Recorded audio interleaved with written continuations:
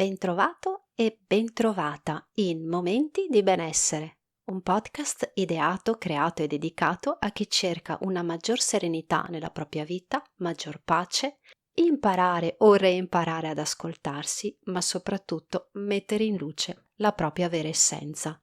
Io sono Federica Borsato, operatrice olistica e appassionata di crescita personale. In questo podcast ti condivido tips, suggerimenti, ma anche qualche spazio della mia vita personale e lavorativa per darti magari un input in più che potrebbe esserti utile nella ricerca della tua serenità interiore. Qualche tempo fa avevo scritto una mail nella newsletter settimanale che si intitolava Come trovare il proprio vero scopo e su questo poi ho fatto anche un paio di puntate di questo podcast perché è un argomento che esce spesso durante i trattamenti nel mio centro olistico in provincia di Verona che si chiama Aura Spay, oppure mi arrivano proprio delle domande dopo l'uscita della newsletter e colgo proprio un dubbio o delle perplessità su quello che può essere il proprio scopo nella vita, la propria direzione, perché si è magari in un momento di confusione. E nonostante le domande siano chiare per stimolare la ricerca del proprio scopo, le risposte non lo sono altrettanto. In realtà, meglio, diciamo, le risposte non arrivano con altrettanta facilità. Quando si dice che cosa vorrei fare della mia vita, le domande ci sono, ma la risposta è un po' confusa. Anzi, emergono ulteriori domande, tipo come faccio a sapere chi sono, se sono confusa, come faccio a sapere qual è il mio scopo se non capisco chi sono e che cosa fa per me.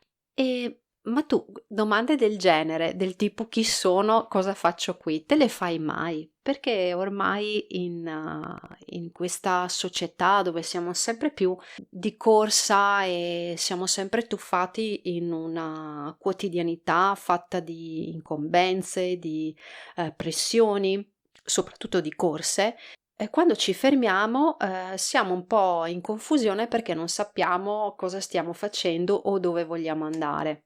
E quindi ti chiedo se anche tu ti fai domande simili a quelle di prima. E voglio essere qui con te oggi per rispondere e fare un po' di chiarezza. Se non riesci o non sai come rispondere alla domanda chi sono io e che cosa voglio o qual è il mio vero scopo, ragiona magari in modo opposto. Prendi carta e penna perché tu sai che io sono un amante della scrittura e la pratica di journaling, quindi del tenere un diario quotidiano di quello che ti passa per la testa, è un mio credo. E scrivi su un foglio queste domande. Che cosa non sono io? Chi non voglio essere o non voglio diventare? Che cosa non mi piace fare? Che cosa non mi dà soddisfazione durante il giorno? Che cosa non mi dà gioia? Ed è molto più semplice rispondere a questi interrogativi. Ma lo sai perché? Perché la nostra mente si porta sempre a un messaggio negativo piuttosto che positivo. E quindi quando ti poni una domanda sul non o qualcosa che ha la negazione, è molto più facile rispondere o trovare una frase più lunga. Infatti è molto più semplice scrivere che cosa non ti piace fare o chi non vorresti essere. Purtroppo siamo per questo focalizzati sulla nostra situazione di fastidio e di pesantezza e questo malessere che ci impedisce il cambiamento e quindi si fa fatica a girare la testa e vedere dove c'è la luce. Il problema è che si rimane sempre fermi in questa situazione, un po' come quando si ha i piedi dentro al fango che ti pare di non riuscire mai a venirne fuori o di non riuscire mai a pulirteli. La mindfulness, che è una pratica secondo me meravigliosa, non è veramente il risultato per uscire da tutti i mali, però sicuramente la mindfulness come pratica del qui e ora è molto utile. Dice che si deve rimanere nella situazione difficile con la mente, nel momento di difficoltà per capire, sentire e percepire. È un ottimo modo per affrontare e superare le difficoltà. È molto più facile scrivere che cosa io non voglio essere o chi non voglio essere e che cosa non mi piace della giornata perché sono le cose che mi saltano agli occhi immediatamente. Io ad esempio non voglio essere una persona bugiarda, non voglio essere una persona arrogante, non voglio confondere l'ego con la mancanza di umiltà, che è una cosa estremamente difficile, e non voglio confondere la modestia con umiltà, perché anche lì sembra di no, ma quella differenza è abbastanza marcata.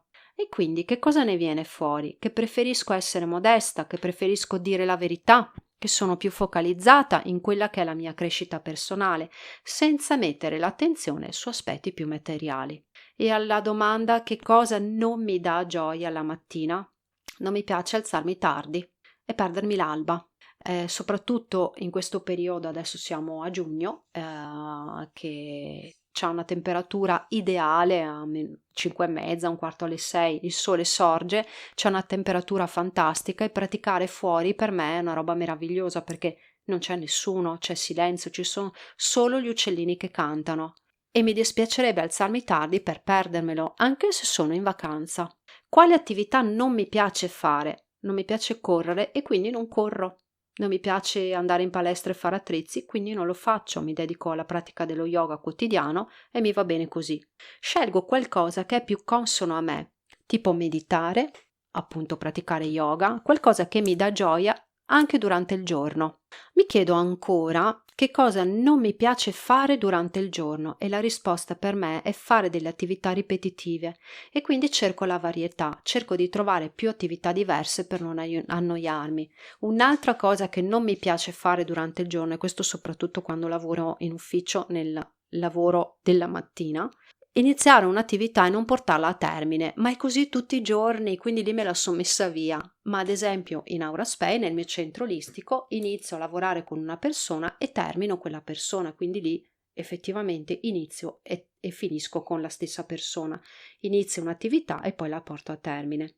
Non mi piace incontrare durante la giornata persone tossiche, ma poi a chi è che gli piace sinceramente? Persone negative, persone che si lamentano, che non trovano niente di stimolante in quello che affrontano durante il giorno. E ce ne sono a bizzeffe, a bizzeffe. Vorrei farti qualche esempio, ma evito perché sono proprio, cerco di non pensarci, ecco. Allora cercherò di non incontrarle, ma se lo devo proprio incontrare, di avere meno tempo possibile in loro compagnia, dando anche meno attenzione a quelle che sono le lamentele. E questo mi succede quando purtroppo il tempo non è limitato con loro e mi tocca proprio assorbirmele. Allora cerco di portare proprio poca attenzione alle loro lamentele. Come vedi, è più facile scrivere nero su bianco quello che non ti piace fare, chi non vorresti essere, per poi capire evidentemente che cosa fa per te e chi vuoi diventare. Io immagino che un esercizio così non l'avevi mai tentato, perché normalmente si va diretti con una frase, una domanda però affermativa. Invece così, quando c'è proprio una negazione all'interno, diventa molto più semplice perché tu sai chi non vuoi essere, che cosa non vuoi fare, che cosa non ti piace. Magari invece è più difficile focalizzarti su quello che invece ti piace, chi vorresti essere o che cosa ti piace durante la giornata. E quindi, chi è che non vuoi essere? Che cosa non ti dà piacere durante le giornate? Che cosa non vuoi assolutamente fare? Se ti serve un supporto per sbrogliare la matassa, puoi scrivermi, puoi telefonarmi, puoi trovarmi, i contatti ci sono sul mio sito che è www.auraspay.it oppure venire direttamente in studio da me. Però guarda, credimi che facendo questo semplice esercizio, quindi prendendo carta e penna e mettendo proprio nero su bianco la risposta a quelle semplici domande che sono proprio, che lavorano proprio su quello che non ti piace, riuscirai davvero a sbrogliare la matassa di chi vuoi essere e di che cosa ti piace fare della giornata, ma soprattutto avrai anche l'attenzione e una direzione verso quell'intento, perché sarà più chiaro. Se io so chi non voglio essere, so di conseguenza anche chi voglio diventare. E questo è sicuramente molto più utile. È un esercizio, diciamo, al contrario, è un po' una psicologia al contrario che ti può venire utile quando sei in un periodo un po' confuso e un po' come dire, un po' nelle peste, perché puoi essere presa da mille impegni, anche un po' la stanchezza, ma anche un po' delle vibes intorno non proprio positive e ti puoi un po' affossare. Allora lavora su quell'affossamento, metti nero su bianco proprio quello che non va e automaticamente eliminando quello verrà sicuramente fuori quello che va. Siamo arrivati alla fine di questa puntata dove abbiamo lavorato al contrario su un pensiero che poteva portare un po' di confusione all'inizio, quindi la grande domanda della vita: chi voglio essere, ma soprattutto chi non voglio essere. Spero di esserti stata d'aiuto. Se la puntata ti è piaciuta, ti prego di mettere un like, condividerla e noi ci troviamo come al solito la prossima settimana su Spotify, YouTube, Apple Podcast, tutte le principali piattaforme che condividono podcast, per parlare ancora un po' di crescita personale, di come mettere in luce la propria vera essenza, non di diventare la propria migliore versione, no, la propria vera essenza, la nostra autenticità per essere genuini. Io sono Federica Borsato e sono stata davvero felice di essere qui con te in questi minuti. A presto!